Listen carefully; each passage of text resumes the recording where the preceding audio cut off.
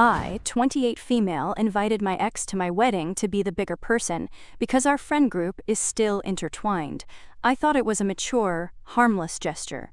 His new girlfriend, WHO, I had never met, decided to show up in a floor-length, lace-covered, ivory white gown that looked more bridal than my own dress. The drama that unfolded at the entrance of my own reception was so unbelievable that even my seasoned wedding planner was left speechless. I am a 28-year-old woman, and I spent 14 months planning a wedding that was supposed to be a celebration of love, not a battlefield for passive aggression.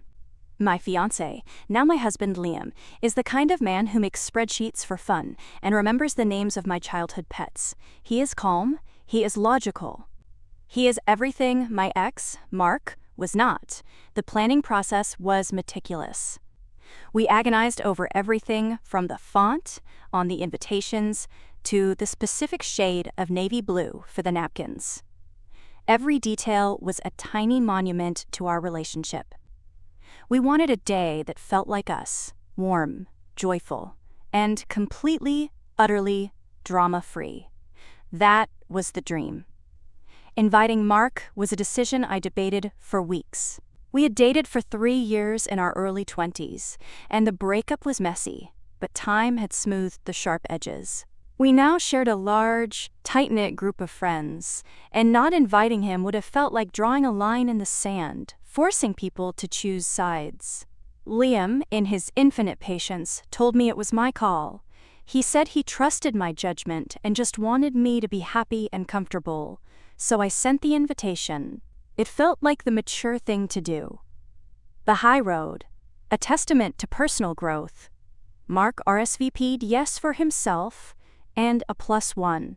He had a new girlfriend, a woman named Chloe, whom I had never met.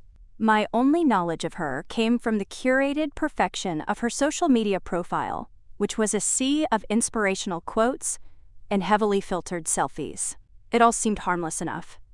I added her name to the seating chart, placed them at a table with our mutual friends, and didn't give it a second thought. That was my first mistake. The wedding day arrived like a perfect movie scene.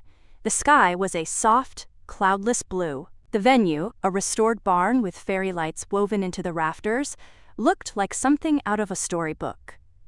I felt a sense of overwhelming peace as I was getting my makeup done. Everything was falling into place. The ceremony was beautiful.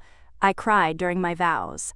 Liam cried during his. Our friends and family cheered so loudly the old wooden beams seemed to shake. It was perfect.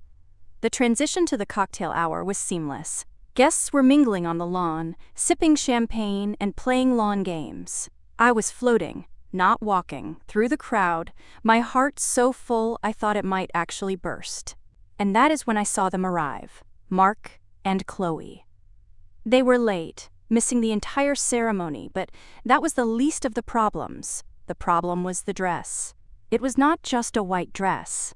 It was a gown.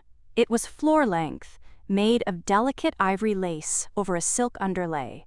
It had a plunging neckline and a silhouette that hugged her body before flaring out at the bottom in a way that could only be described as a mermaid train. It was, without any exaggeration, a wedding dress. For a split second, my brain refused to process what I was seeing. I thought maybe she was part of the catering staff in a very strange uniform. Or perhaps a lost actor from a local theater production. But then I saw Mark, looking deeply uncomfortable in his suit, and the reality crashed down on me with the force of a physical blow. She had worn a wedding dress to my wedding. My wedding planner, a formidable woman named Evelyn, who could probably organize a royal coronation in her sleep, appeared at my side instantly. Her eyes were fixed on Chloe, and her expression was a mixture of professional fury and genuine disbelief. She told me to stay put and not to engage. She said she would handle it. I watched, frozen in place, as Evelyn walked with the purposeful stride of a general marching into battle. She intercepted them at the main entrance to the reception hall. I was too far away to hear the words, but I could read the body language perfectly. Evelyn was calm, her posture rigid, her hands clasped in front of her. Chloe's face was a mask of shocked innocence. She gestured to her dress as if to say, "What, this old thing?" She was smiling, but it didn't reach her eyes. Mark stood beside her, shifting his weight from one foot to the other, looking anywhere but at Evelyn, or Chloe, or me. The conversation went on for what felt like an eternity. A few of our friends started to notice, their conversations tapering off as they turned to watch the silent drama unfold at the door. I could feel a hot flush of humiliation creeping up my neck. This was my day. My perfect, beautiful, meticulously planned day. And this stranger, this woman I had never even spoken to, was trying to hijack it, to make it about her.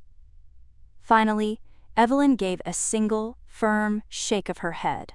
Chloe's smile vanished, her face contorted into something ugly. Anger. Entitlement. She started talking faster, her hands flying. Mark put a hand on her arm to calm her down, but she shook it off. Then Evelyn pointed. She pointed back toward the parking lot. The message was unmistakable. "You are not coming in wearing that." Update 1.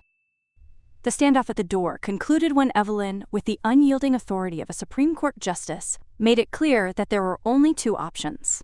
Chloe could go home and change into something appropriate, or she and Mark could leave immediately. There was no third option. Chloe actually scoffed, a sound of pure, theatrical disbelief. She looked at Mark, expecting him to defend her honor, to fight for her right to wear a bridal gown to another woman's wedding. But Mark just looked miserable. He mumbled something to Evelyn, then tried to steer Chloe back towards the car. She resisted.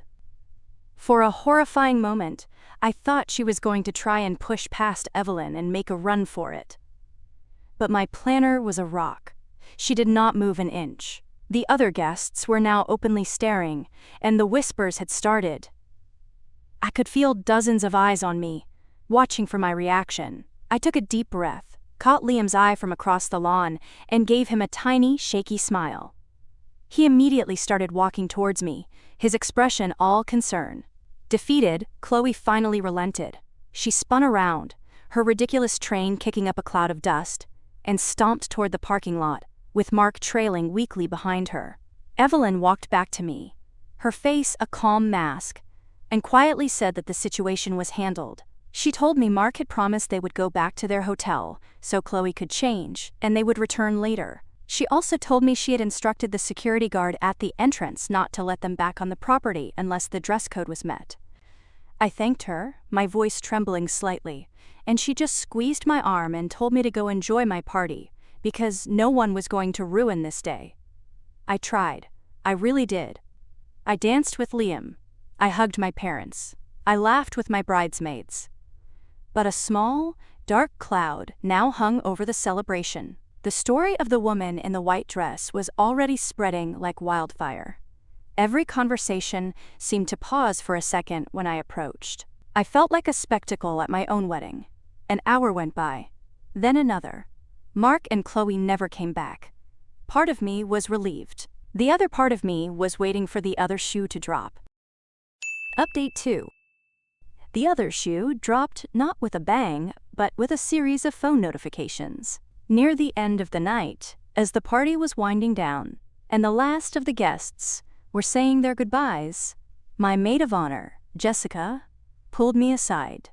Her face was grim. She showed me her phone. Chloe had not gone home to change. She had gone home to wage war. Her Instagram and Facebook were on fire.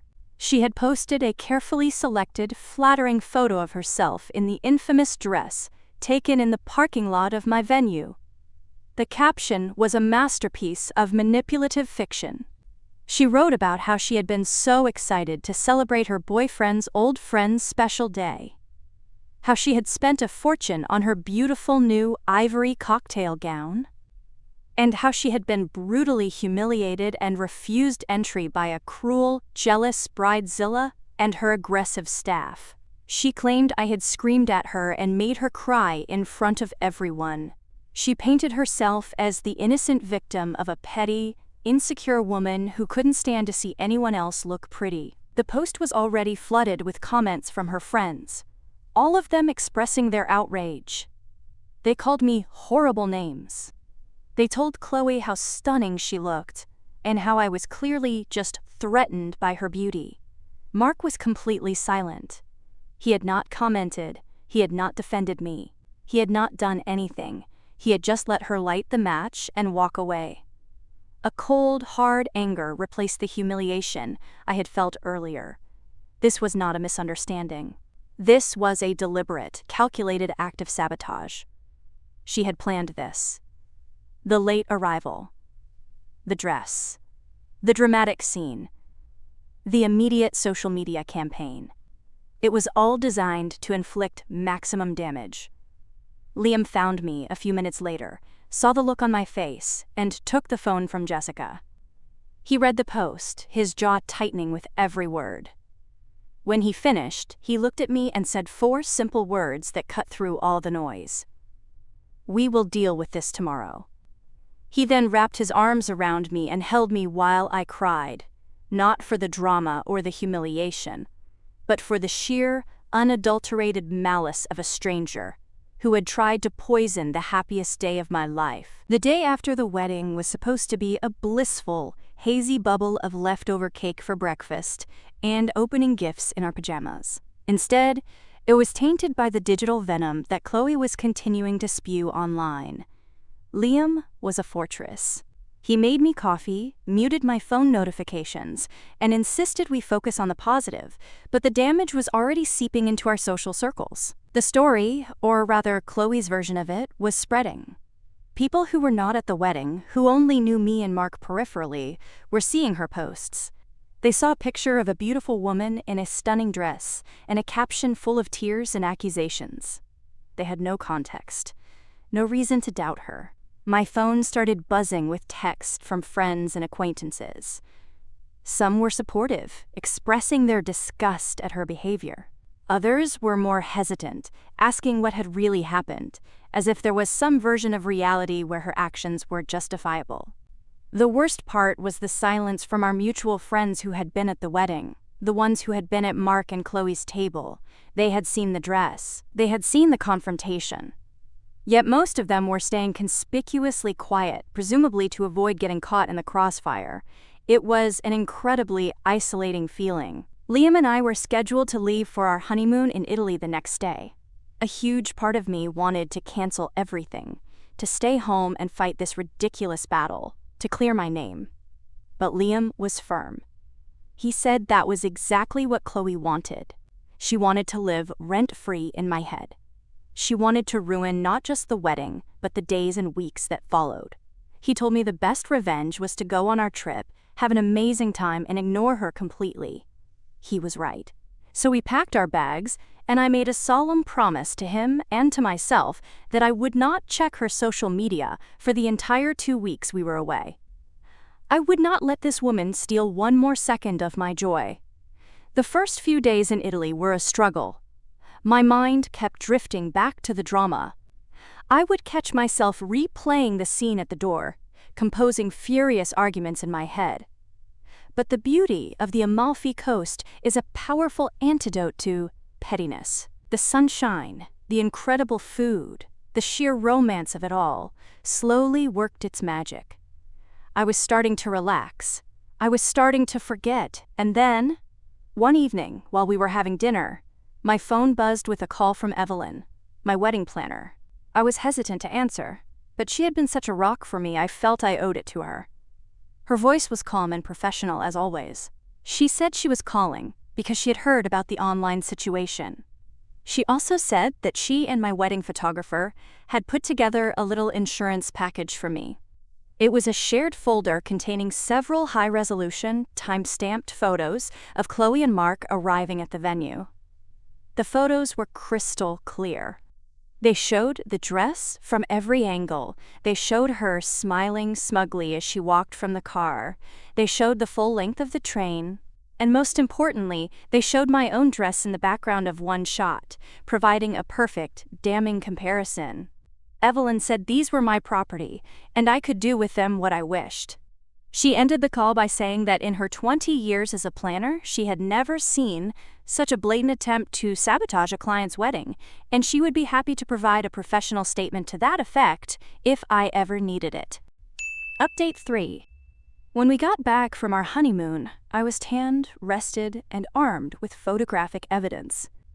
The online chatter had died down slightly, but the poison had already done its work. I had heard through the grapevine that a couple of our mutual friends had quietly sided with Chloe, buying into her narrative of being the bullied victim. I was hurt, but also strangely liberated. The situation had become a very effective friendship filter. I decided I was not going to engage with Chloe directly. A public fight was exactly what she craved. Instead, I opted for a more precise, surgical strike. I created a private group chat with about 10 key people.